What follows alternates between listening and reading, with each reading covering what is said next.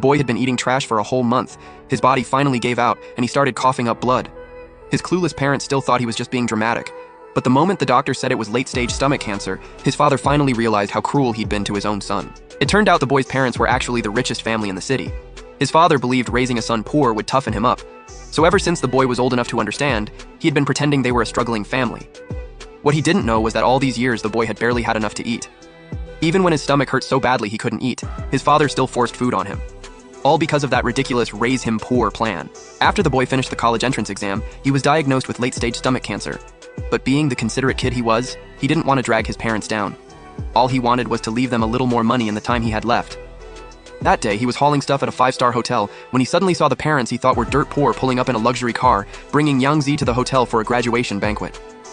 In that instant, it felt like his whole mind was about to explode, and the wine bottle in his hand slipped and shattered on the floor. The manager ran over and kicked him, scolding him for ruining the richest man's mood. He even forced the boy's head down and made him apologize to the richest man again and again. The contrast between the two sides couldn't have been clearer. Meanwhile, the father still naively thought he would tell the boy the truth after this month. What he didn't know was that in the last days of the boy's life, they would leave him covered in wounds. They were enjoying $1 million banquet for Yang Zi, then turned around and packed up nothing but leftovers for their own son. Here, eat these leftovers. You need to build yourself back up. Dad, Mom, why aren't you eating? Silly child. It's okay if we go without. Whatever we have at home comes to you first. The moment he saw how his parents treated him, he felt sick to his stomach. But his clueless father still thought he was just being spoiled and blamed him for not appreciating anything. Then his mother pulled out a new pair of shoes that cost 100 yuan as a reward for getting into a top university. What they didn't know was that when Yang Zi only got into an ordinary college, they rewarded him with a yacht. The boy didn't have much time left, and he didn't want to argue anymore. He could only humbly ask his parents for money to treat his illness, and they immediately got nervous, asking him what disease he had.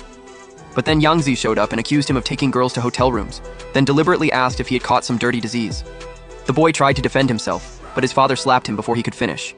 He kept trying to explain, but his father wouldn't believe a word, blindly trusting Yang Zi instead. The father got angrier and angrier, grabbed a stick and started beating the boy without stopping. Even the mother told him to hurry up and apologize. They beat him until he was half dead before the father finally stopped and left. Watching his parents walk away so coldly, he started to realize maybe they had never cared about him at all. In pain, he slowly closed his eyes.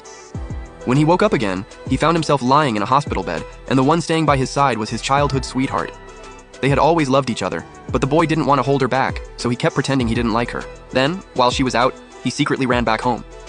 But on the way, a group of thugs suddenly showed up and beat him without saying a word. When he found out Yang Zi had paid them, he immediately said he could pay too, and begged them to let him go. He borrowed one of their phones and called his parents, but his father didn't believe him at all. He thought the boy just wanted money to get a room with some girl, then hung up on him. In the end, the boy kept kneeling